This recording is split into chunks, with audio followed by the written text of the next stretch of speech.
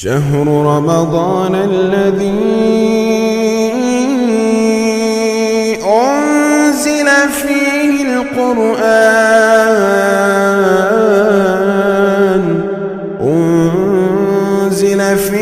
القرآن هدى للناس وبينات من الهدى والفرقان. السلام علیکم ورحمۃ اللہ وبرکاتہ. بسم اللہ الرحمن الرحیم. قرآن حکیم کے 5ویں پارے کی تفسیر کا خلاصہ پیش کیا جا رہا ہے. سورہ نساء چل رہی ہے. اس سورہ کریمہ کی فضیلت کے بارے میں حضرت عبداللہ ابن مسعود رضی اللہ تعالیٰ عنہ کا ایک اثر موجود ہے.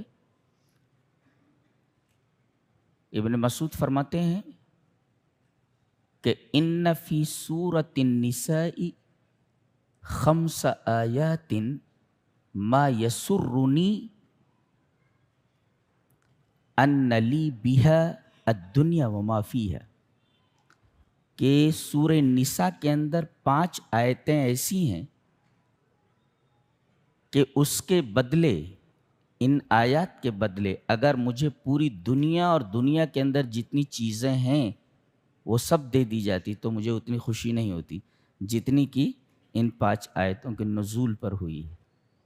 وہ 5 آیتیں کون سی ہیں؟ دیکھیں، کہتے ہیں ان اللہ لا یظلم مثقال ذرہ، اللہ تبارک و تعالی کسی پر ذرہ برابر نہ ظلم کرتا ہے اور نہ کرے گا. ایک.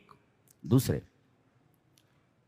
ان تجتنبوا کبائر ما تنہون عنہ نکفر عنکم سیئاتکم، اگر تم بڑے بڑے گناہوں سے بچو گے تو چھوٹے چھوٹے گناہ ان بڑے بڑے گناہوں سے بچنے کی وجہ ہی سے معاف ہو جائیں گے.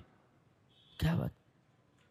تیسرے، وَلَوْ أَنَّهُمْ إِذ ظَّلَمُوا جَاءُوكَ فَاسْتَغْفَرُوا اللَّهَ وَاسْتَغْفَرَ لَهُمُ الرَّسُولُ لَوَجَدُوا اللَّهَ تَوَّابًا رَحِيمًا، اگر یہ لوگ جنہوں نے اپنے اوپر بڑے ظلم کیے ہیں، بڑے گناہ کر لیے ہیں، یہ آپ کے پاس آئیں اور یہ کہیں کہ اللہ کے رسول ہمارے لیے بخشش کی دعا اللہ سے کر دیں، اور یہ خود اللہ سے بخشش کی دعا مانگیں، تو لوجد اللہ تواب الرحیم، تو اللہ تبارک و تعالیٰ کو یہ سب کے سب تواب اور رحیم پائیں گے. اللہ ان پر رحم کرے گا، اس رحم کے نتیجے میں ان کی توبہ قبول کرے گا اور توبہ قبول کرنے کی وجہ سے انہیں معاف کر دے گا. جی کتنے ہوئی؟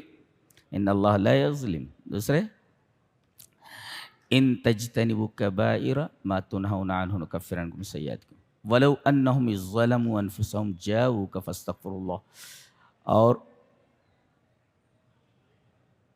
یہ 4 ہو گئی؟ 4 ہوئیں؟ 4 ہوئیں. 3 ہوئی؟ جی. ایک ہے وَمَنْ يَعْمَلْ سُوءًا أَوْ يَظْلِمْ نَفْسَهُ، جو آدمی کوئی برائی کرے گا یا کوئی خطا کرے گا، اللہ تبارک و تعالی اس کی خطا کو، اس کے گناہوں کو معاف کر دے گا. بہرحال یہ 5 آیتیں ہیں جن 5 آیات کے بارے میں حضرت عبداللہ ابن مسعود رضی اللہ تعالیٰ عنہ کا یہ بیان ہے. اس سورہ کریمہ کو سورہ نساء کہا جاتا ہے، اور نساء کا مطلب ہوتا ہے عورت، عورتیں. اس سورہ کریمہ کا نام سورۃ النساء اس وجہ سے ہے کہ اس پوری سورہ کریمہ میں عورتوں کے مسائل کثرت سے بیان کیے گئے ہیں، زیادہ تر انہی کے مسائل، اس وجہ سے اسے سورۃ النساء کہا گیا.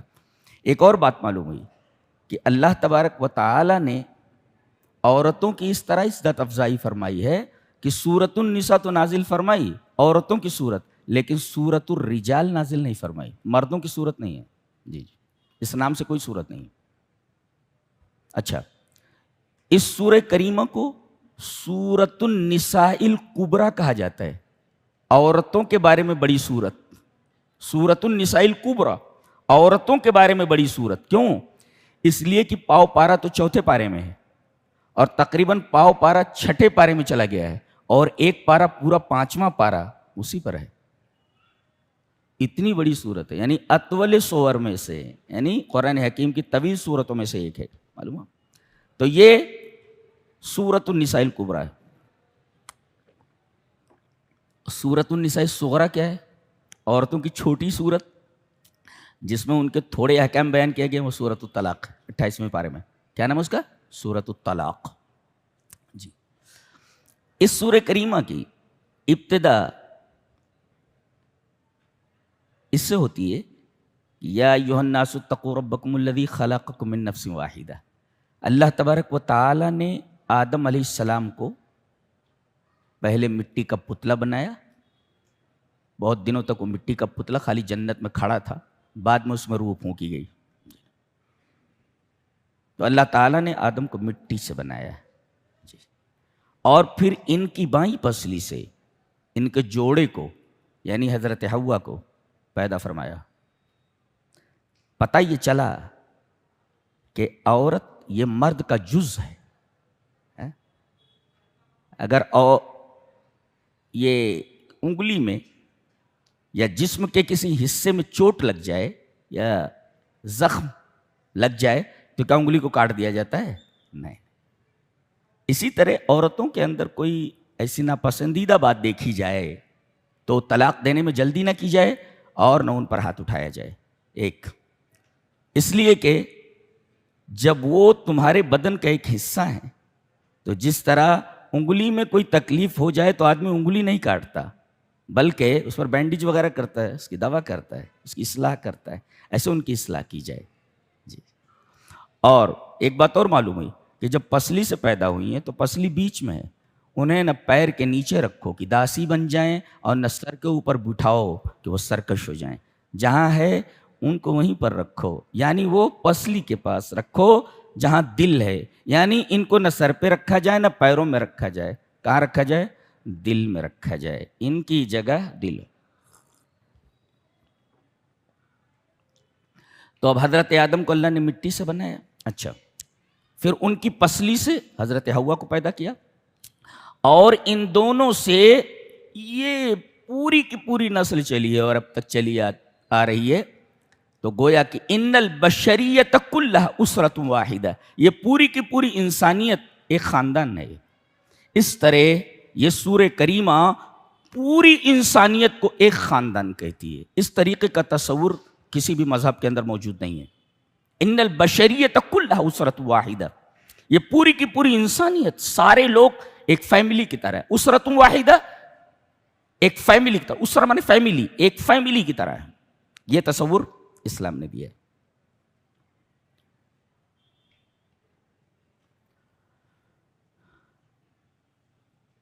عورتوں کے حقوق کے بارے میں جو مذہب بیزار لوگ ہیں کچھ اعتراضات کرتے ہیں۔ کل میں نے اس کی طرف چند اشارات کیے تھے۔ میں ایک نقطے پر کچھ تفصیل سے بیان کرنا چاہوں گا۔ مذہب بیزار یہ کہتے ہیں کہ عورتوں کو پھر بھی کمتر مانا گیا ہے۔ کیوں؟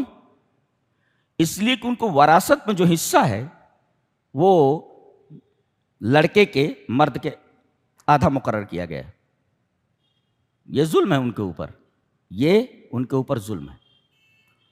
اس کا پہلا جواب یہ ہے کہ اسلام سے پہلے عورتوں کو وراثت میں ایک کوڑی نہیں دی جاتی تھی، عورتیں وراثت سے محروم ہوتی تھی، لیکن قرآن حکیم نے آ کر کے مستقل ان کا حصہ رکھا وراثت میں۔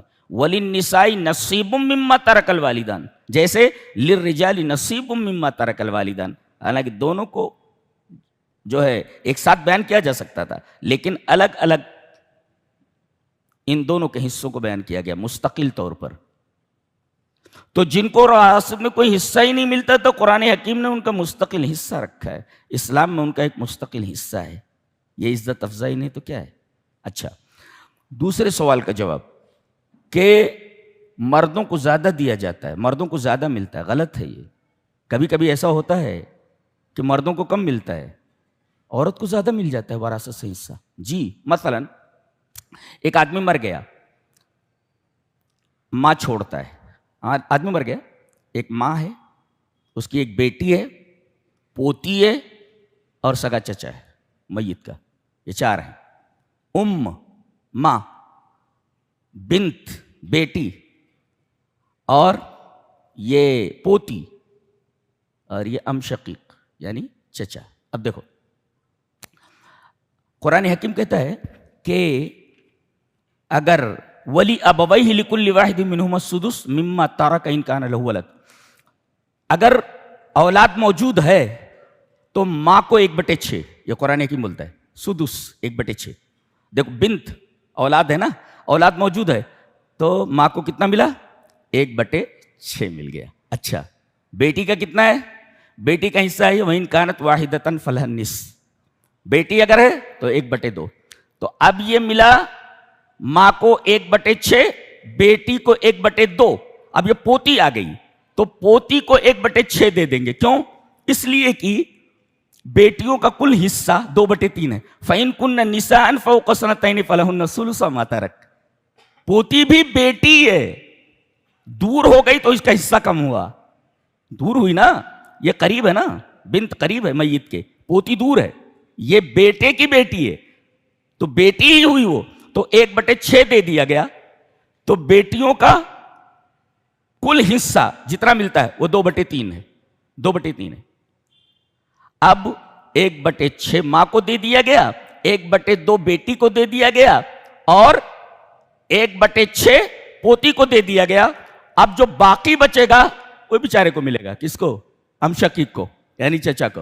بچے گا تو ملے گا، نہیں بچے گا تو کچھ نہیں ملے گا اس کو. اچھا اب دیکھتے ہیں 1/6 اولاد موجود ہے، بنت اولاد موجود ہے، 1/6 ملا. اچھا تو 1/6، 1/2، 1/6 باقی. اب 1/6 یہ نسب نما ہے، 1/2 یہ نسب نما ہے، 1/6 یہ نسب نما ہے. تو 2 اور 6 نصفیات مکس ہو کر کے آئے تو ضابطہ ہے علم الفرائض کا کہ جو 2 ہوتا ہے نصفیات کا اس کو 3 سے ضرب دے دیا جاتا ہے. تو 3 سے ملٹیپلائی کیا گیا تو مسئلہ بنا 6 سے، یعنی جائیداد پوری 1 لاکھ ہے، 6 لاکھ ہے. 6 لاکھ ہے جائیداد. یہ قاعدہ ہوا علم الفرائض کا 6. اب 6 کا 6 آیا، 6 لاکھ ہے. 6 کا 1/6 از اکول ٹو 1 لاکھ مل گیا ماں کو جی. اور 6 کا 1/2 از اکول ٹو 3 لاکھ بیٹی کو ملا. اور 6 کا 1/6 از اکول ٹو 1 لاکھ اس کو ملا. 1 لاکھ ماں کو، 3 لاکھ بیٹی کو، اور 1 لاکھ پوتی کو. اس کو کتنا ملا؟ اس کو کتنا ملا؟ دیکھو کتنا ملا اس کو. یعنی 6 لاکھ میں سے اس کو بیٹی سے کم ملا ہے، بیٹی سے کم ملا اس کو، حالانکہ یہ مرد ہے یہ جی. اب یہ دیکھیں 1/6، 1/2، 1/6 اور یہ باقی. اب یہ دونوں مکس ہو کر کے آئے کیا؟ 6 اور 2 مکس ہو کر کے آئے تو مسئلہ بنا 6 سے. اللہ اکبر. یہ ہے. اچھا اگر ایک مسئلہ اور بتانا ہے کہ یہاں تو کم ہو ہی گیا چچا کا ایک دم کم ہو گیا، لڑکی سے کم ہو، یہ ثابت کرنا ہے. یہ لڑکی کا 1/2 اور پوتی کا 1/6، لڑکیوں کا کل حصہ 2/3 ہوتا ہے. تو 1/2 پلس 1/6 از اکول ٹو 2/3 یعنی 3/2 ہوگا جی. کیسے؟ اس لیے کہ 2 اور 6 کا اگر LCM نکالا جائے تو LCM 6 آئے گا، برابر ہے. پھر اس کے بعد اگر تقسیم کریں گے 6 کا تو اس طریقے سے پورا کا پورا آئے گا 4/6. تو 2 دونی 4 اور 2 3 اچھا ہاں اکول ٹو 2/3. تو گویا کہ آپ 2/3 یہ ہے پوتی کا اور بیٹی کا حصہ، یعنی دونوں بیٹیاں مانی گئی اور 2/3 دے دیا گیا، یعنی 1/2 بیٹی کو جو قریب ہے اور 1/6 پوتی کو دے دیا گیا جی. تو پہلی صورت میں ہم LCM نکالیں گے، دوسری صورت میں HCF نکالیں گے. HCF نکالنا 6 کا 1/6 HCF ہے نا جی. اللہ اکبر. ہمیں یہ ثابت کرنا تھا کہ چچا کو یعنی جو لڑکا ہے اسے کم ملا ہے بالمقابل عورت کے.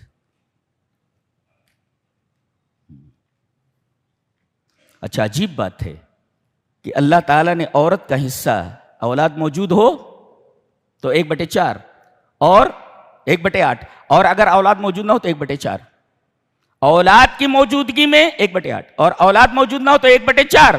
اور یہ کبھی بھی محجوب نہیں ہوتی, کوئی اس کو کٹ نہیں کر سکتا, اس کو وراثت ملتی ہی ہے جی. زوجین یہ مائنس نہیں ہوتے کبھی کہ کسی کی موجودگی میں یہ محجوب ہو جائیں, ان کو نہ ملے, ایسا نہیں ہوتا کبھی. دیکھیں یہ بیوی ہے, اس کا حصہ کم نہیں ہوتا, کوئی اس کو محجوب نہیں کر سکتا. اللہ اکبر.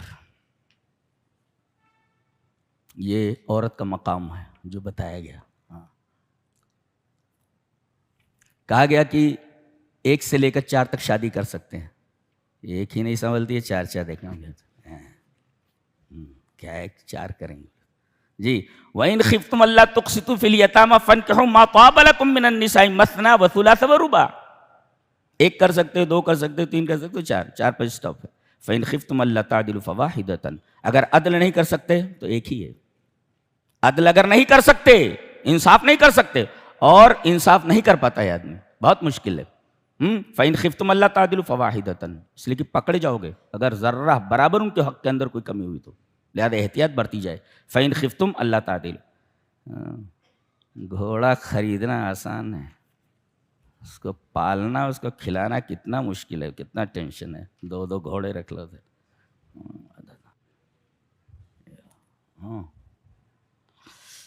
اچھا, شادی کی کوئی عمر نہیں ہے, بس یہ کہ وہ حق زوجیت ادا کرنے کے لائق ہو جائے بس. اسلام کے اوپر اعتراض کیا جاتا ہے کہ حضرت عائشہ سے آپ نے نکاح فرمایا 6 سال کی عمر میں, لیکن رخصتی تو 9 سال میں ہوئی نا, جب وہ حق زوجیت ادا کرنے کے لائق ہو گئی. حضرت مریم کو جب عیسیٰ علیہ السلام پیدا ہوئے تو اس وقت حضرت مریم کی عمر 13 سال تھی. رام کے بارے میں بھی کہا جاتا ہے ان کی عمر 12 سال تھی, سیتا کی عمر 6 سال تھی. تو بہرحال یہ کوئی اعتراض کی کوئی بنیاد نہیں ہے, اعتراض کی کوئی وجہ نہیں. خواہ اس کو ایک ایشو بنا کر کے اور اسلام کو بدنام کرنے کے لیے اس طریقے کی باتیں کہی جاتی, حالانکہ اس کے اندر کوئی دم نہیں. عورتوں کو وراثت میں تو حصہ دیا ہی نہیں جاتا تھا, بلکہ یہ خود وراثت میں آ جاتی تھی جی, وراثت میں آ جاتی تھی, یہ بھی بانٹ لی جاتی تھی آپس میں, ان سے شادی کر لی جاتی تھی, مہر نہیں دی جاتی تھی. بہت مظلوم تھی عورت. اسلام نے آ کر کے ان کے حقوق ادا کیے ہیں. اچھا, ان کو ان کے حقوق سے زیادہ نہیں دیا اور ان کو ان کے مقام سے نیچے اتار کر کے ان کے حق کو کم بھی نہیں کیا. نہ ان کو ان کے حق سے زیادہ دیا, نہ ان کے حق سے کم دیا, بلکہ اتنا حق دیا جس حق کے یہ لائق اور مناسب تھیں. یہ انصاف نہیں تو کیا ہے؟ اسی کو عدل کہتے ہیں. عدل کسے کہتے ہیں؟ جو جس حق کے حاصل کرنے کا مستحق تھا اسے وہ حق دے دیا گیا, اسی کو انصاف کہتے ہیں. تو انصاف کیا کہ نہیں قرآن حکیم؟ اسلام نے انصاف کیا عورتوں کے ساتھ. اچھا,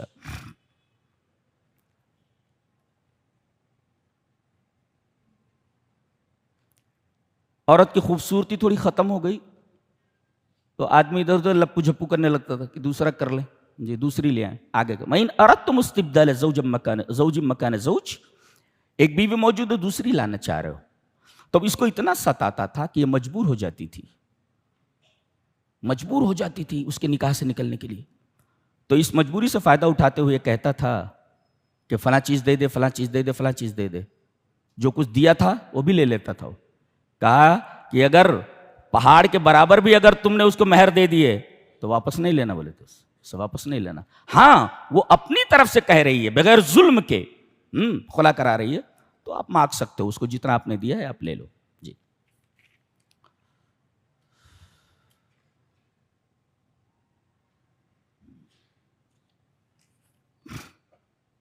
ایک بڑی پیاری بات کہی گی, اس پر ہم بحث کرنا چاہیں گے. عورتوں کا مقام دیکھیں. وَآشِرُوهُنَّ بِالْمَعْرُوفِ, ان کے ساتھ معاشرت کرو. معاشرت میں ساتھ میں رہنا, ٹو ڈیل ود, ان کے ساتھ رہنا بولتے. تو وَآشِرُوهُنَّ بِالْمَعْرُوفِ, ان کے ساتھ معاشرت رکھو معروف کے ساتھ, یعنی معاشرہ بالمعروف رکھنا چاہیے ان کے ساتھ. ما معنی معاشرہ بالمعروف, اس کو کیسے سمجھیں؟ ان کے ساتھ معروف کے ساتھ معاشرت رکھو. ما معنی کیا مطلب؟ مطلب یہ ہے ان احبها اکرمها وان ابغضها لم یہنها. یہ مطلب ہے اس کا کہ اگر اس کو پسند کرتا ہے تو اس کی عزت کرے، اور اگر اس سے نفرت کرتا ہے اس کو توہین نہ کرے. یہ مطلب اس کا. وَعَاشِرُوهُنَّ بِالْمَعْرُوفِ. جی، ان احبها اکرمها، اگر عورت کو پسند کرتا ہے تو اس کی عزت کرے، اس کی تعظیم کرے. وَإِنْ أَبْغَضَهَا، اور اگر اس کو ناپسند کرتا ہے تو لم يُهِنْهَا، اس کی توہین نہ کرے. تیرا باپ ایسا، تیری ماں ایسی وغیرہ وغیرہ، تیرا خاندان ایسا، تو لم يُهِنْهَا. یہ مطلب ہے معاشرہ بالمعروف کا. اور اللہ نے فرمایا کہ عورت کے اندر اگر کوئی ایسا رویہ دیکھو جو رویہ تمہارے نزدیک ناپسندیدہ ہو تو اس پر صبر کرو، صبر کرو اس پر. فائدہ بتایا گیا، فائدہ بتایا گیا. فَإِن كَرِهْتُمُوهُنَّ، اگر تم ان کو ناپسند کرتے ہو اور صبر کرتے ہو تو فَعَسَىٰ أَن تَكْرَهُوا شَيْئًا وَيَجْعَلَ اللَّهُ فِيهِ خَيْرًا كَثِيرًا. تو یقین ہے کہ تم ایک چیز کو ناپسند کرتے ہو، اللہ اس کے اندر بہت زیادہ خیر رکھتے. نکتہ یہ ہے عسا، کلمۃ عسا تاتی فی اللغۃ العربیہ للرجا، امید کے لیے آتا ہے عسا. لیکن فی کل القرآن جہاں بھی عسا آیا ہے اللہ کے تعلق سے، وہاں پر یہ محققت العقوق کے معنی میں آتا ہے، یقیناً وہ چیز ہونے والی ہے. جی یہ مطلب ہے. اس لیے کہ اللہ کسی چیز کو امید دلائے اور اس کے بعد اسے پورا نہ کرے، ایسا کیسے ہو سکتا ہے؟ تو گویا کہ عصا امید دلانے کے لیے، تو عصا جب امید دلانے کے لیے آیا تو اللہ کوئی ایسی امید نہیں دلائے گا جس امید کو وہ پورا نہ کرے. گویا اگر تم اس پر صبر کرتے ہو عورت کے اس ناپسندیدہ رویے پر، تو اس کے اندر اللہ تبارک تعالیٰ نے خیر کثیر رکھ رکھا ہے. ہو سکتا ہے اس سے کوئی ایسی اولاد ہو جائے جو تمہارا نام پیدا کرے، وغیرہ وغیرہ بہت ساری چیزیں. اس کے بعد آپ دیکھیں گے کہ اس میں محرمات کو بیان کیا گیا ہے کہ کتنی عورتیں حرام ہیں. تو 7 عورتیں نسب سے حرام ہیں اور 7 عورتیں رضاعت سے حرام ہیں. ہاں، جیسے سگی بہن حرام ہے، ایسے رضائی بہن جس کے ساتھ آپ نے دودھ پیا ہے یہ رضائی بہن ہے. تو جتنی چیزیں نسب سے حرام ہوتی ہیں اتنی چیزیں رضاعت سے حرام ہو جاتی ہیں. دودھ پی، وہ آپ کی ماں ہے، وہ جس نے آپ کو دودھ پلایا ہے وہ بالکل حقیقی ماں کی طرح ہے وہ. تو گویا کہ 7 عورتیں حرام ہوتی ہیں نسب سے، اور 7 عورتیں حرام ہوتی ہیں دودھ پلانے سے، رضاعت سے. اور 4 رشتے، 4 عورتیں حرام ہوتی ہیں مصاہرت سے. مصاہرت کا مطلب ہوتا ہے کہ جہاں آپ کی شادی ہوئی ہے، تو جیسے ہے بہو، یہ حرام ہے آپ کے اوپر. ربیبہ، یہ بھی حرام ہے. ربیبہ کا مطلب آپ کی شادی نہیں ہوئی تھی، ایک عورت آ رہی ہے، اس کا شوہر مر گیا ہے، اس کی ایک لڑکی ہے، اب وہ لڑکی کے ساتھ آ رہی ہے، تو آپ چاہیں اس لڑکی سے شادی کر لیں اور چاہے اس عورت سے شادی کر لیں. تو اگر آپ اس عورت سے شادی کرتے ہیں تو یہ لڑکی ربیبہ ہے آپ کی، اس سے شادی نہیں کر سکتے آپ. جی اگر پہلے کرنا ہو تو آپ کر لیجئے ماں سے شادی کرنے سے پہلے، لیکن ماں سے شادی کر لیا تو اب یہ ربیبہ ہے آپ کی.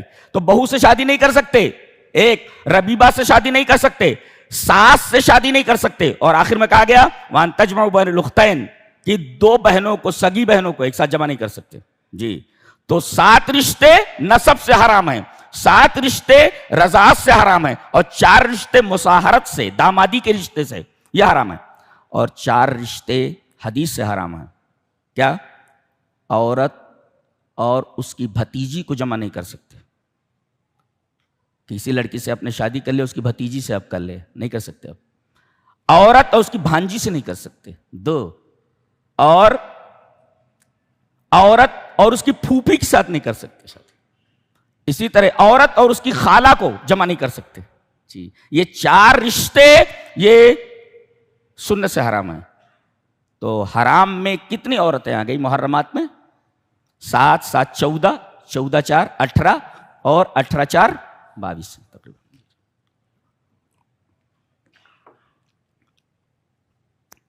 اس کے بعد ایک حرام چیز اور بتائیے جس عورت کی شادی ہو گئی ہو، جی اس سے آپ شادی نہیں کر سکتے. جس عورت کی شادی ہو گئی ہو، متزوجہ ہو، اس سے آپ شادی نہیں کر سکتے. وہی کہا گیا والمحصنات من النساء الا ما ملكت ايمانكم کتاب اللہ علیکم.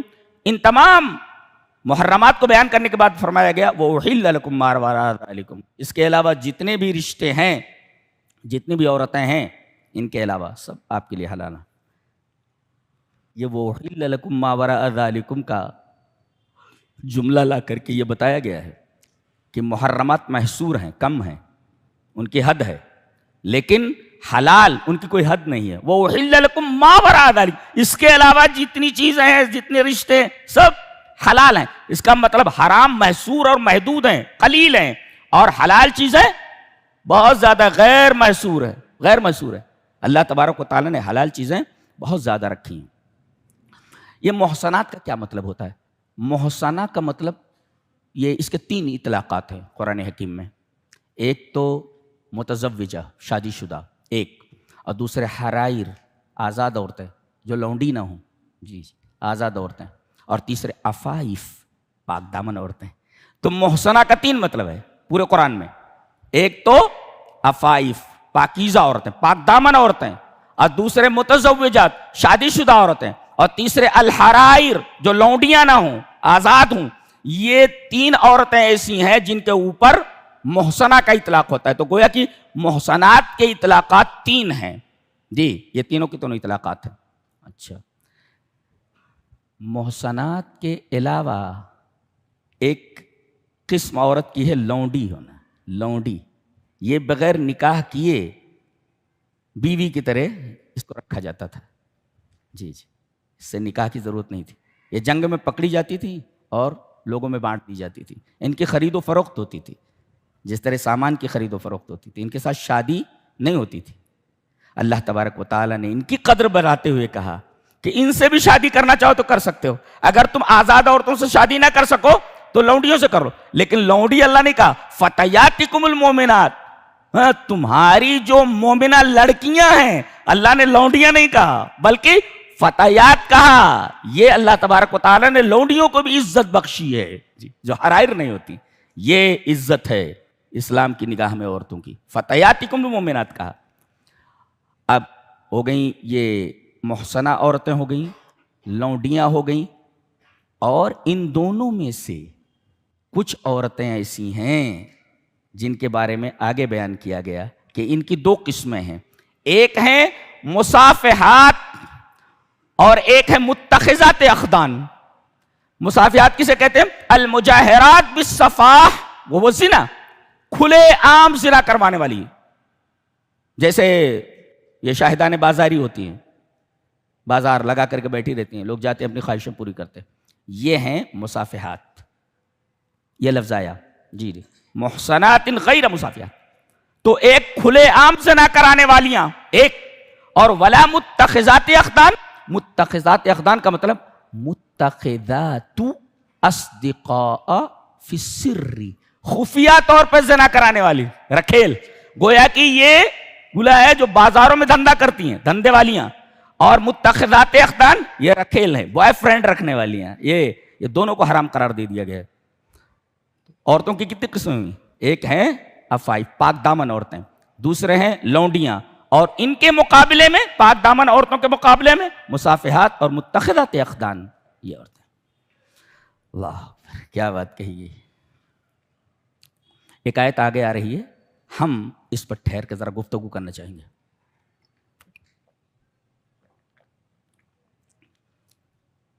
تیار ہیں؟ عام طور پر اس آیت کریمہ پر غور نہیں کیا جاتا کہ کیا کہا جا رہا ہے. نکاح کا بیان کرنے کے بعد عورتوں کی قسمیں بیان کرنے کے بعد کہا جا رہا ہے یرید اللہ لیبین لکم. اچھا، اللہ چاہتا ہے کہ تمہارے سامنے کھول کھول کر بیان کر دے. یہ کھول کھول کر بیان کر دے، کیا کھول کھول کر بیان کر دے؟ بتایا گیا کہ کھول کھول کر بیان کر دینے کا مطلب یہ ہے کہ حلال کیا ہے، حرام کیا ہے، حق کیا ہے، باطل کیا ہے، ضار کیا ہے، نافع کیا ہے، نقصان دہ چیز کیا ہے تمہارے لیے، اور ضرر رساں کون سی چیز ہے. کھول کھول کر بیان کر دے. اللہ کا ایک احسان یہ کہ اس نے بتایا کہ کھول کھول کر بیان کیا کہ یہ چیز حق ہے، یہ باطل ہے، یہ ضرر رسا ہے، یہ ناف ہے وغیرہ، اور یہ حلال ہے، یہ حرام ہے. اچھا ایک احسان تو یہ. دوسرے وَيَهْدِيَكُمْ سُنَنَ الَّذِينَ مِن قَبْلِكُمْ، یہ اس سے بڑی نعمت ہے. کیا؟ اور تم کو ہدایت کرے، تمہاری رہنمائی کرے ان لوگوں کے طریقوں کی طرف جو تم سے پہلے گزر گئے. کیا مطلب؟ کیا مطلب اس کا؟ مطلب یہ ہے کہ آپ سے، غور سے سنیں، آپ سے پہلے جتنے انبیاء آئے، جتنی بھی شریعتیں آئیں، جتنی بھی کتابیں آئیں، جتنے بھی قوانین آئے، ان تمام شریعتوں کے محاسن جو متفرق تھے تمام شریعتوں میں، اسلام میں سب جمع ہو گئے آ کر کے. اللہ اکبر. گویا جو خوبیاں تمام شرائع میں تھیں، تمام قوانین میں تھیں، تمام شریعتوں کی خوبیاں سب قرآن میں آ گئی ہیں، اسلام میں آ گئی ہیں. اللہ تبارک و تعالیٰ کے یہ دوسرا احسان.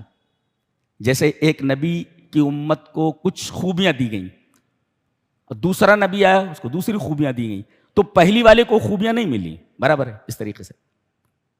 لیکن اسلام میں پچھلی تمام شریعتوں کی خوبیاں اور اس کے محاسن جمع کر دیے گئے ہیں.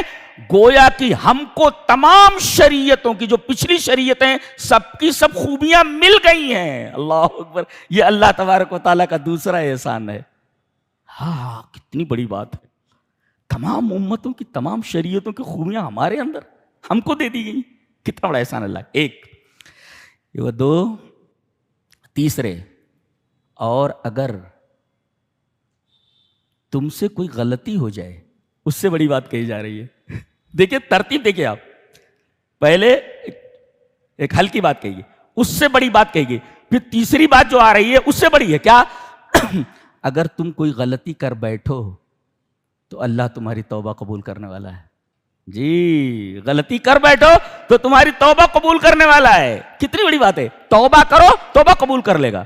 یہ اللہ تبارک و تعالیٰ کا تیسرا احسان ہے. یہ یعنی غلطی کرنے کے بعد اگر تم توبہ کر لو تو اللہ تمہاری توبہ کو قبول کر لے گا. وَيَتُوبَ عَلَيْكُمْ وَاللَّهُ يُرِيدُ أَن يَتُوبَ عَلَيْكُمْ. جی اچھا کہہ رہے کہ ارادہ کرنے والے دو ہیں. ایک اللہ ارادہ کرتا ہے یہ توبہ کریں ہم انہیں معاف کر دوں، اور وَيُرِيدُ الَّذِينَ يَتَّبِعُونَ الشَّهَوَاتِ جو اپنی خواہشات کے پیچھے چلتے ہیں، یہ چاہتے ہیں کہ تم کو اپنی طرف کھینچ لیں، اپنی طرف مائل کر لیں. یہ ہے. تو گویا کہ ایک طرف اللہ کا ارادہ ہے جو تم کو خیر کی طرف بلا رہا ہے، اور ایک طرف ان بدماشوں کا ارادہ ہے جو خواہشات کے متبع ہیں. یہ چاہتے ہیں کہ تم ان کی طرف مائل ہو جاؤ، باطل کی طرف مائل ہو جاؤ. اللہ تبارک و تعالیٰ نے اس بات کو بھی بتا دیا ہے کہ دیکھو میرا ارادہ یہ ہے اور ان لوگوں کا ارادہ یہ ہے. تو کس ارادے کی طرف تمہارا میلان ہونا چاہیے، کس طرف تمہیں جانا چاہیے. اور آگے احسان اور بیان کیا جا رہا ہے. یرید اللہ ان یخفف عنکم، اللہ یہ ارادہ کرتا ہے کہ تمہارے اوپر تخفیف کرے. تخفیف کرے یعنی ایسے قوانین نہ نافذ کرے جن قوانین کو برتنے میں تم کو کوئی مشقت ہو. اس لیے کہ خلق الانسان ضعیفا، تم تو کمزور پیدا کیے گئے ہو، لہذا اللہ تعالیٰ نے جتنے قوانین دیے ہیں وہ سب تمہاری کمزوری کو پیش نظر رکھ کر دیے گئے ہیں. تم ضعیف پیدا کیے، تمہارا ارادہ کمزور، تمہارا جسم کمزور، تمہارا دماغ کمزور، ساری کی ساری چیزیں کمزور ہیں. لہذا تمہارے لیے ایسے قوانین نہیں بنائے گئے جن قوانین کے اوپر تم عمل نہ کر سکو. یہ اللہ کا بہت بڑا احسان ہے. یرید اللہ، ورنہ پچھلی امتوں کے اوپر نجاست لگ جائے تو آپ دھل لیں پاک ہو جائے گا. پاک نہیں ہوتا تھا، وہاں سے کاٹنا پڑتا تھا، اس کو پورے کپڑے کو کاٹ دو جہاں تک نجاست لگی ہوئی ہے. یہ بہت بڑی مشقت تھی. تو یرید اللہ ان یخفف عنکم، اللہ چاہتا ہے کہ تمہیں ایسے قوانین دے جس قوانین کے اندر تخفیف ہو اور اس پر عمل کرنے میں آپ کو کوئی تکلیف نہ ہو. اس لیے کہ تمہاری پیدائشی ضعف کے اوپر ہوئی ہے. وخلق الانسان ضعیفا. یہ اللہ تبارک و تعالیٰ کے بے شمار احسانات ہیں جو ان 3 آیتوں کے اندر الگ ترتیب بیان کیے گئے ہیں. خلق الانسان ضعیفا کے بارے میں ایک سوال اٹھا کہ انسان کمزور پیدا کیا گیا ہے. یہ عورتوں کے بیان کے سیاق میں ہے. عورتوں کا بیان ہوا، لونڈیوں کا بیان ہے، زانیہ عورتیں ہیں، چھپے طور پر زنا کرنے والی عورتیں ہیں، عفائف ہیں، پاک دامن عورتیں ہیں، وغیرہ وغیرہ، لونڈیاں. ان تمام عورتوں کے بیان کرنے کے بعد یہ کہا جا رہا ہے خلق الانسان ضعیفا، انسان کمزور پیدا کیا گیا ہے. ایک مفسر لکھتا ہے کیوں؟ اس لیے کہ خاص طور سے کمزور تو ہے ہی، لیکن عورتوں کے بارے میں تو بے حد کمزور ہے. لا یصبر علی النساء، عورت پر صبر نہیں کر سکتا، عورت پر صبر نہیں کر سکتا. اسے معلوم ہے کہ ایک عورت جا رہی ہے، کچھ ملنے والا نہیں، پھر بھی دیکھتا رہتا ہے. کائے کو دیکھتا رہتا ہے؟ جب تجھے معلوم ہے، یقین ہے تجھے کچھ حاصل ہونے والا نہیں، کائے کو دیکھ رہا ہے؟ تو لا یصبر علی النساء، عورتوں پر صبر نہیں کر سکتا یہ. اچھا، اس کو یہاں کیوں لایا گیا؟ اس لیے لایا گیا تخفیف کے باب میں کہ اگر تم آزاد عورتوں سے شادی نہ کر سکو تو لونڈیاں ہیں نا، لونڈیوں سے شادی کر لو. کیا بات ہے، دیکھ رہے ہیں آپ، وہ خلق الانسان ضعیفا، عورتوں پر صبر نہیں کر سکتے نا، تخفیف یہ کی گئی کہ تم لونڈیوں سے بھی شادی کر سکتے ہو. یہ دیکھو فتياتكم المؤمنات، کیا قوانین ہے، اللہ اکبر. آگے جو آیت آ رہی ہے ہم اس پر بھی ٹھہر کر بات کرنا چاہیں گے. یا ایھا الذین آمنوا لا تاکلوا اموالکم بینکم بالباطل، اے ایمان والو تم اپنے مالوں کو باطل طریقے سے مت کھاؤ. ما معنی الباطل؟ What is the meaning of باطل؟ باطل طریقے سے مت کھاؤ. باطل کسے کہتے ہیں؟ کل ما یخالف الشرع، جو چیز بھی شریعت کے مخالف ہو. لوگ کہتے ہیں شیخ یہ دھندا کیسا ہے، شیخ وہ کریڈٹ ایسا ویسا، دنیا بھر کے سوالات کرتے ہیں. سوالات کرنے کی ضرورت نہیں ہے، آپ دیکھ لو کہ یہ چیز شریعت کے مخالف ہے کہ نہیں. اس میں دھوکہ ہے، غرر ہے، درست نہیں ہے. متباینین میں سے کسی ایک کا نقصان ہو، قمار جوا کیوں حرام ہے؟ اس لیے کہ دو کھیلنے والے لوگوں میں سے ایک کا نقصان ہے اور ایک کا فائدہ ہے. تو ایسی بے، ایسا عقد اور ایسا کھیل جس میں دو میں سے ایک کا نقصان ہو، یہ غرر ہے. یہ ایسا سودا جائز نہیں ہے، ایسی بے جائز نہیں، جی جائز نہیں.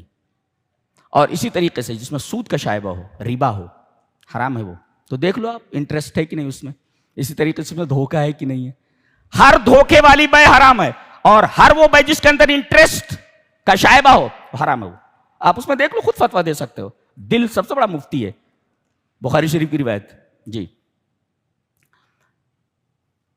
اموالکم، اے ایمان والو اپنے مالوں کو، اپنے مالوں کو.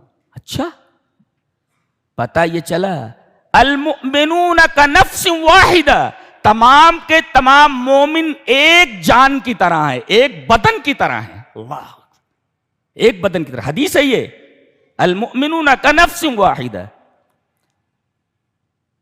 تو ان مال الفرد مال الامہ وان مال الامت مال الفرد.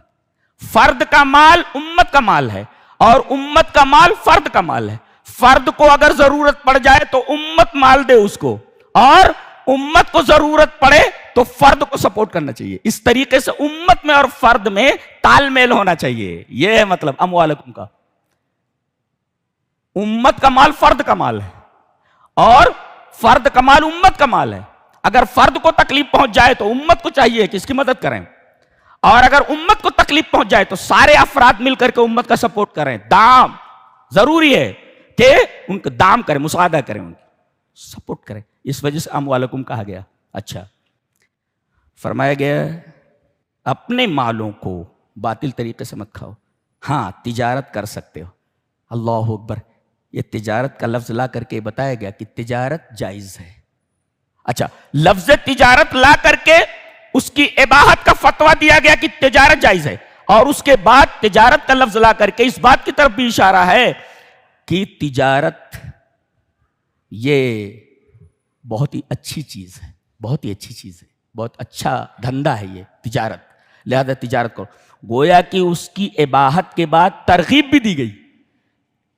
جائز ہے تجارت کرنا ایک، اور ترغیب دی گئی کہ تجارت کرو. سب سے بہترین طریقہ ہے مال کو بڑھانے کا، اباحت، اور اس کے بعد اس کی ترغیب. جائز ہے تجارت، اور ترغیب دی گئی کہ کرو، اچھا ہے. اچھا اور پھر اس کے بعد بنیاد بتائی گئی کہ تجارت کی بنیاد کیا ہے. اساس التجارت التراضی، یعنی تجارت کی بنیاد رضامندی ہے. ہاں جہاں بیچنے اور خریدنے والے کے درمیان رضامندی نہ پائی جائے، بے جائز نہیں ہے، حرام ہے جی. تراضی تجارتن ان ترازن، تو اساس العقود یہ ترازی، لین دین اور سودے کی جو بنیاد ہے وہ تراضی ہے. اگر دونوں میں سے کوئی ایک راضی نہیں ہے تو یہ بے درست نہیں. اسی طرح لڑکی لڑکے کی شادی ہو رہی ہے، وہ عقد ہے. کیا کہتے ہیں ہم اس کو؟ شادی کو ہم لوگ کیا بولتے ہیں؟ ارے بھائی عقد ہو رہا ہے، عقد ہو رہا ہے. تو عقد کا مطلب کیا ہوتا ہے؟ عقد کا مطلب دونوں کے درمیان لین دین کا سودا ہو رہا ہے. لین دین ہے نا، اس کو مہر دینی پڑ رہی ہے، وہ مہر لے رہی ہے. یہ مہر دے رہا ہے اور یہ مہر لے رہی ہے، تو لین دین ہے کہ نہیں؟ تو اگر لڑکی کہہ دے میں راضی نہیں ہوں، نکاح نہیں ہوگا. لڑکا کہہ دے میں راضی نہیں ہوں، نکاح نہیں ہوگا. اس لیے کہ یہ بھی ایک عقد ہے، اور عقد میں عقد کی بنیاد اساس العقود ترازی، رضامندی یہ عقود کی بنیاد ہے، تجارت کی بنیاد ہے، لین دین کی بنیاد ہے.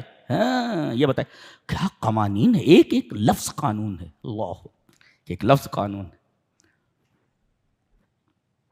اگلا ٹکڑا بڑا عجیب ہے. اپنے آپ کو قتل مت کرو، اپنے آپ کو.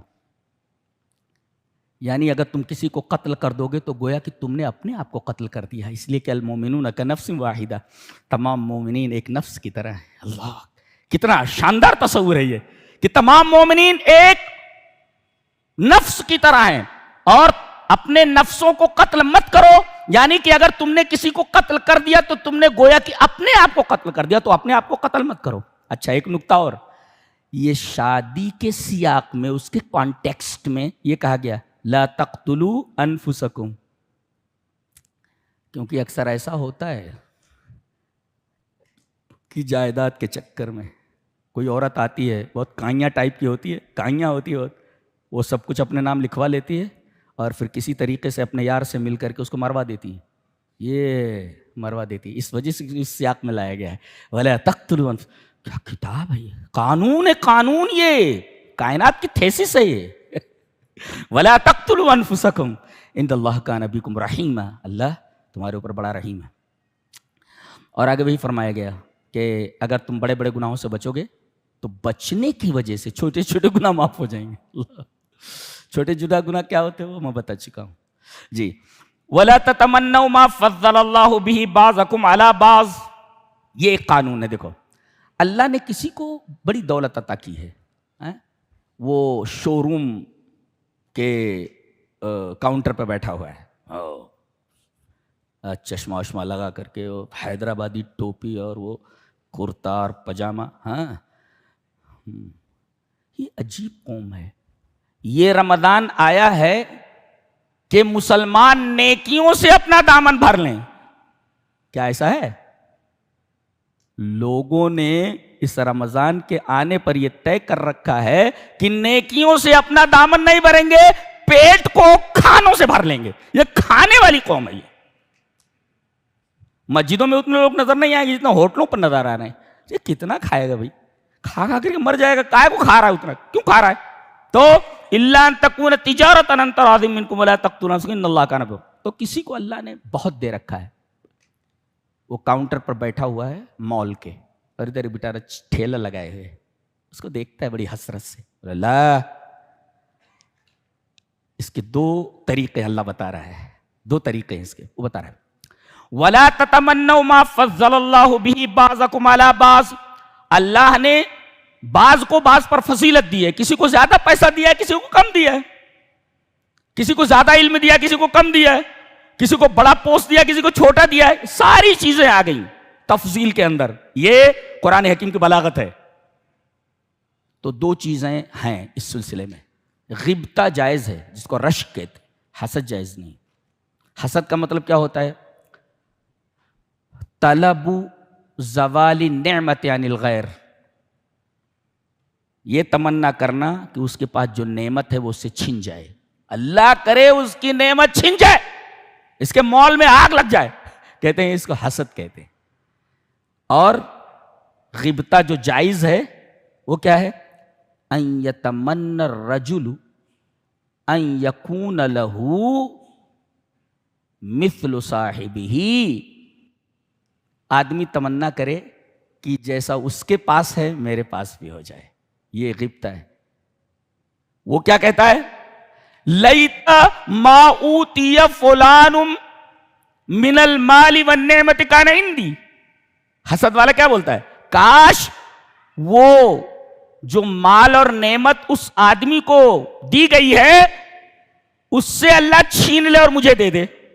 یہ ہے حسد. اور غیبتہ کسے کہتے ہیں؟ آتنی مثلہ، میرے رب جیسا تو نے اس کو دیا ہے مجھے اسی طرح دے دے. یہ ہے غیبتہ رشک. یہ جائز ہے. یہ حسد جائز نہیں ہے اور غیبتہ جائز ہے. تو وَلَا تَتَمَنَّوْا مَا فَضَّلَ اللَّهُ بِهِ بَعْضَكُمْ عَلَى بَعْضٍ. ایسے ہی کوئی عورت کہے کاش میں مرد بنا دی جاتی، ان کے تحت نہ رہتی. اور کچھ ایسے عجیب و غریب ٹائپ کے لڑکے ہیں جنس بدلوا لیتے ہیں، کاش کہ میں لڑکی ہوتی. لڑکی ہوتی. تو اس طریقے سے اللہ نے جو فضیلت تمہیں عطا کر دی ہے اس فضیلت کو پکڑے رہو، تمنا مت کرو کہ یہ بن جاؤں وہ بن جاؤں. اچھا ایسا ہوتا ہے.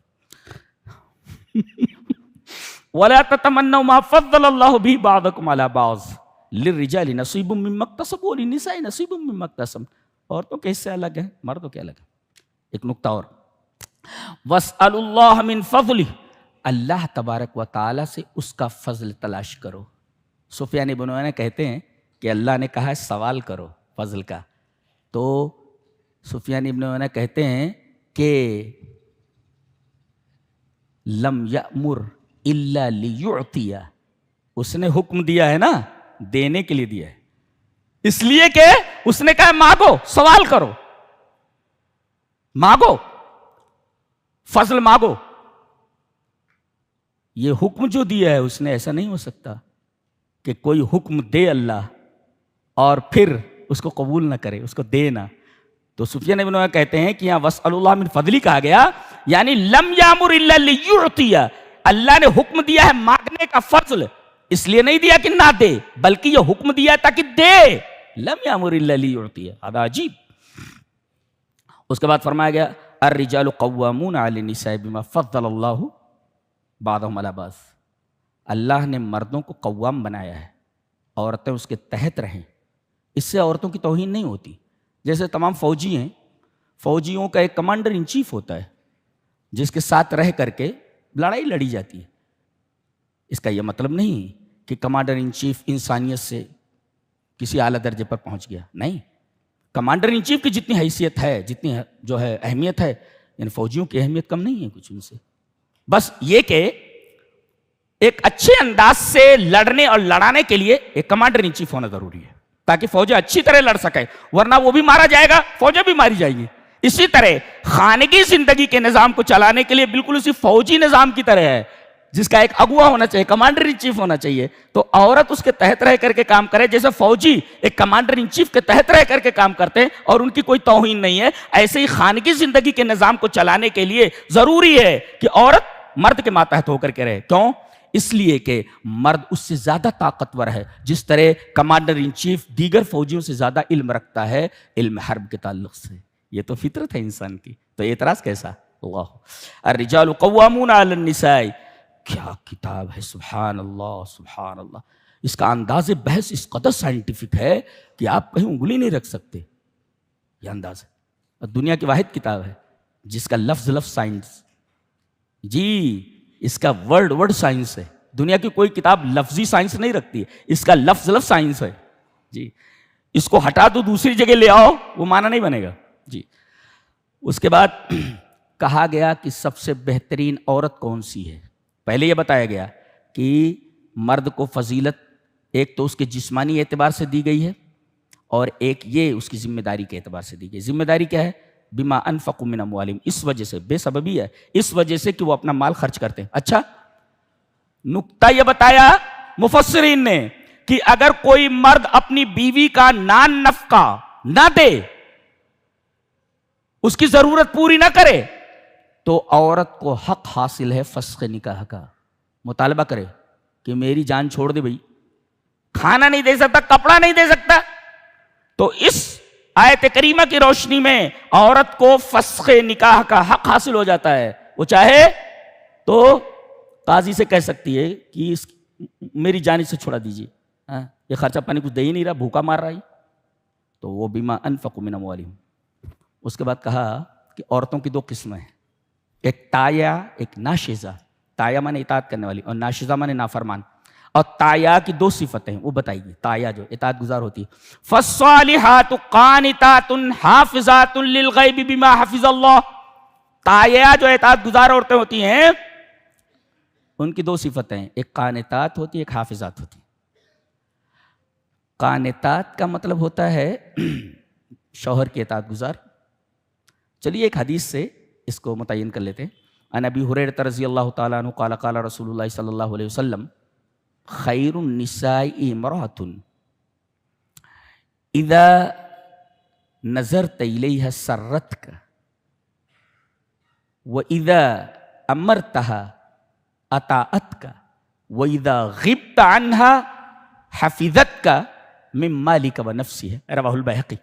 بیہقی شریف میں یہ حدیث موجود ہے حضرت ابو ہریرہ سے. نبی کریم صلی اللہ علیہ وسلم نے ارشاد فرمایا سب سے بہترین عورت وہ ہے کہ جب تم اسے دیکھو تو خوش ہو جاؤ، اور جب تم اسے کوئی حکم دو تو وہ اطاعت کرے، اس کی مان لے. اور اگر تم غائب ہو جاؤ، کہیں چلے جاؤ، تو تمہاری غیر موجودگی میں تمہارے مال کی اور اپنی آبرو کی حفاظت کرے. سب سے بہترین عورت ہے. کیا بات ہے! نبی کریم صلی اللہ علیہ وسلم جو تعریف فرمائی ہے آپ نے ایک بہترین عورت کی، اس سے اچھی تعریف ہو ہی نہیں سکتی. شاندار تعریف ہے. یہ تینوں صفتیں جس عورت کے اندر موجود ہیں وہ اچھی عورت ہے. چائے پی رہے تھے، چائے پیتے ہوئے کہاں ہے جی؟ کیا ہے؟ پوری چائے اس کے منہ پر آ گئی. کیا ہے بھائی؟ اللہ کی بندی سیدھی ہو جائے، ذرا اچھی ہو جائے، تھوڑی سیدھی ہو جائے. چائے منہ کے اوپر آ گئی. اللہ کی بندی سیدھا بول لینا، سیدھا بول لے. فالصالحات قانتات حافظات للغیب بما حفظ اللہ. جی جی جی. اور اگر ایسی عورت ہو جس کے شور کی وجہ سے چائے منہ کے اوپر آ گئی ہے، اس کے سدھارنے کے 3 طریقے بتائے گئے. فعیزوہن، پہلے اس کو نصیحت کرو. کیا نصیحت کرو؟ اتق اللہ، اللہ سے ڈر بھائی، اللہ سے ڈر. اللہ کی بندی کیا کر رہی ہے تو؟ اللہ نے تیرے اوپر میرے کچھ حقوق دیے ہیں نا، اس کے بارے میں اللہ سے ڈر. یہ ہوا سمجھانا، موعظت. وہجروہن، نہ مانے تو پھر اسے بات کرنا چھوڑ دو، اس کے کمرے میں مت جاؤ. 2. تیسرے، اور زیادہ نافرمانی پر آمادہ ہو جائے تو مارو اس کو. مارنا نہیں، مارنے کا مطلب ہے ہڈی پسلی توڑ دو. بس یہ کہ تھوڑی تعدیب کے لیے، جیسا ایک استاد ایک شاگرد کو مارتا ہے، طالب علم کو، بس ایسے ہی.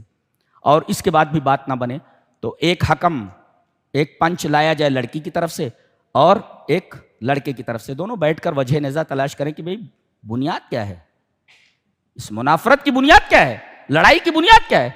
اس کے حقیقت تک پہنچو، وجہ نزاع تک پہنچے کہ لڑائی کی بنیاد کیا ہے، اور پھر اس کو سیدھا کرنے کی کوشش کریں. ان یرید اصلاحا یوفق اللہ بینہما.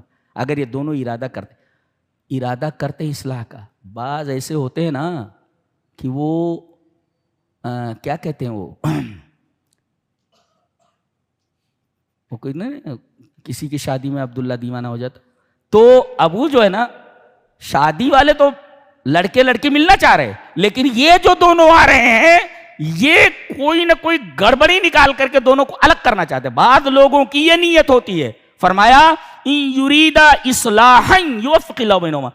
ایک مفسر اس کے اوپر تبصرہ کرتا ہے کہ النیت الطیبۃ سبب لصلاح العمل. کہ اگر آدمی کی نیت اچھی ہو تو پھر کام اچھا ہوتا، کام کے اندر صلاح آ جاتی ہے. اگر نیت آدمی کی اچھی نہ ہو تو کام بگڑ جاتا ہے. ان یرید اصلاحا یوفق اللہ بینہما. یہ بات فرمائے گی.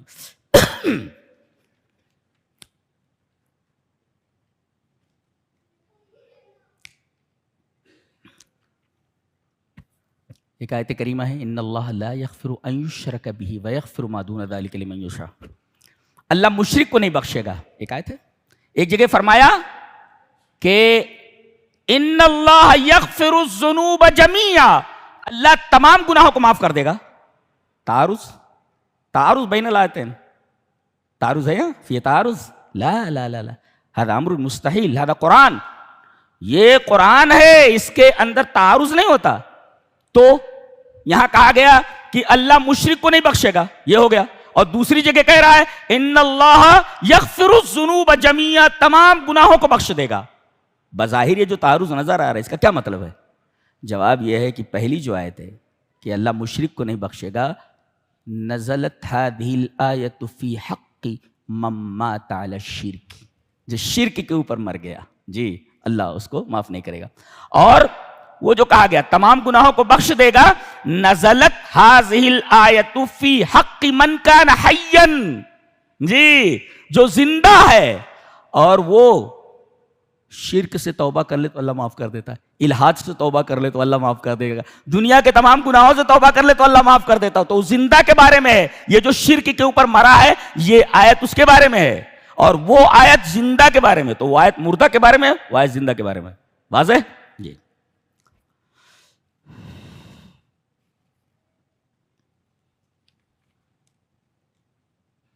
کہتے کوئی سلام کرے تو سلام کا جواب دینا واجب ہے، چاہے وہ اسے جواب دے دو کہ السلام علیکم، کہ وعلیکم السلام تحیۃ فحیوا باحسن منها او ردوها، اس سے اچھا جواب دو. کیسا؟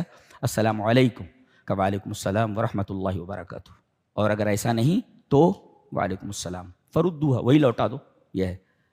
لیکن عجیب بات تو یہ ہے کہ سلام کے اس تذکرے کے بعد اللہ تبارک و تعالیٰ نے جو اپنی صفت یہاں ذکر فرمائی ہے وہ بڑی عجیب صفت ہے. ان اللہ کان علی کل شیء حسیبا، اللہ ہر چیز کا حساب لینے والا ہے. یہ صفت لا کر کے بتایا گیا کہ سلام کا جواب دینا واجب ہے، اور اگر آپ نے نہیں دیا تو پھر آپ کا حساب کتاب ہونے والا ہے. اتنی بڑی پکڑ ہے، تو سلام کا جواب دینا واجب ہے. ان اللہ کان علی کل شیء حسیبا سے معلوم ہوا. جی جی.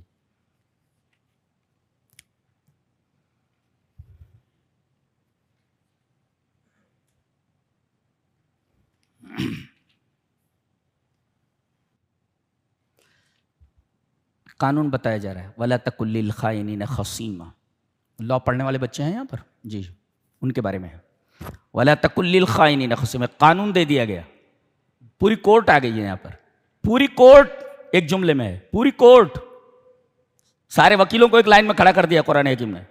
وَلَا تَكُن لِّلْخَائِنِينَ خَصِيمًا، خائن لوگوں کے طرفدار مت بنو. ایک مفسر تفسیرہ کرتا ہے تحریم المحاماتی، وکالت حرام ہے اذا علم المحامی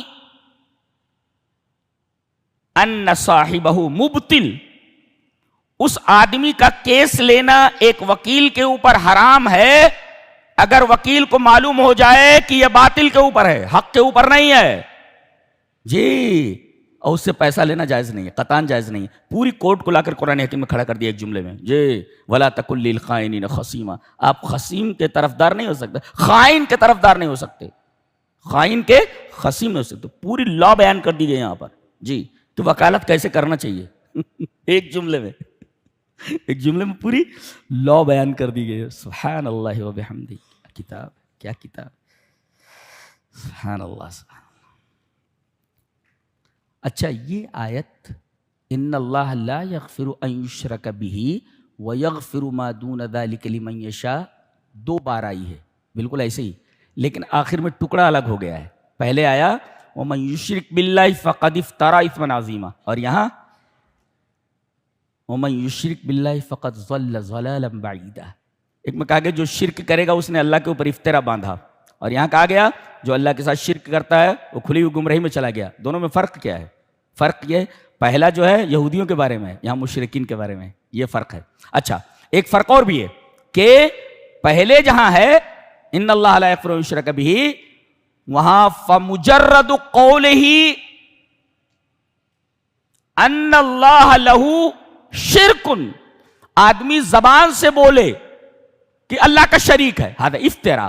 تو وہ جو زبان سے بول رہا ہے اس کے لیے کہا گیا ہے وہ افترا ہے یہ جی. اور یہاں وَتَطْبِيقُ ذَلِكَ فِي الْعَمَلِ يَكُونُ ضَلَالًا، اور آدمی شرک کو اپنی زندگی میں نافذ کر لے، یہ سب سے بڑی گمراہی ہے. وہ افترا ہے زبان سے کہنا، اور زندگی میں نافذ کر لینا یہ ضلال بعید ہے. یہ فرق ہے دونوں میں جی.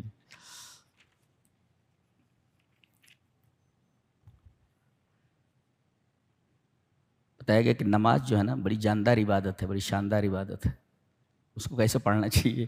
بتا منافق بھی نماز پڑھتے تو کہیں ایسا نہ ہو، جان لو کہ کہیں تمہاری نماز بھی منافقوں کی نماز کی طرح نہ ہو جائے. کہا کہ منافق کیسے پڑھتے تھے؟ وَإِذَا قَامُوا إِلَى الصَّلَاةِ قَامُوا كُسَالَىٰ، جب یہ نماز کے لیے کھڑے ہوتے تھے تو کسل مندی کے ساتھ کھڑے ہوتے تھے. معلوم ہوتا ہے جیسے ان کے اوپر جبل رضوہ رکھا، ہمالیہ پہاڑ ان کے سر کے اوپر آ گیا ہو، ایسا لگتا ہے. قَامُوا كُسَالَىٰ، کب نبی کریم صلی اللہ علیہ وسلم سلام پھیرے اور ہم لوگ بھاگیں ہیں. تو وَإِذَا قَامُوا إِلَى الصَّلَاةِ، ایک آدمی کہہ رہا ہے، ایک مفسر، اذا ادى الصلاة على وجه الكسل ففيك شبهم بالمنافقين، ففيك شبهم بالمنافقين. اگر تم ہمیشہ، تمہاری عادت یہ تکان ہو گئی ٹھیک ہے، لیکن اگر تمہاری عادت یہ ہے کہ کسل مندی کے ساتھ نمازیں پڑھتے ہو تو تمہارے اندر منافقین کے ساتھ ایک طریقے کی مشابہت ہے. اچھا ایک تو یہ، اور دوسری بات کیا کہے گی کہ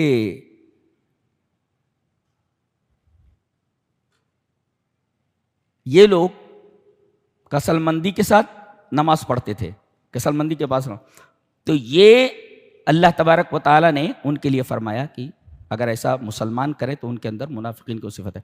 وَلَا يَذْكُرُونَ اللَّهَ إِلَّا قَلِيلًا، یہ اللہ کا ذکر بہت کم کرتے ہیں. ایک مفسر لکھتا ہے کہ اگر یہ دیکھو اذا رأیت فی نفسک قلة فی ذکر اللہ ففیک شبہ بالمنافقین، اگر یہ دیکھو کہ تمہارے اندر اللہ کا ذکر کثرت سے نہیں ہے، بہت کم اللہ کو یاد کرتے ہو، اللہ کا ذکر کرتے ہو، تو بھی تمہارے اندر منافقین کی ایک صفت ہے. اس لیے کہ ان دونوں صفتوں کو ایک ساتھ ذکر کیا گیا ہے جو منافقین کی صفت ہے. کیا؟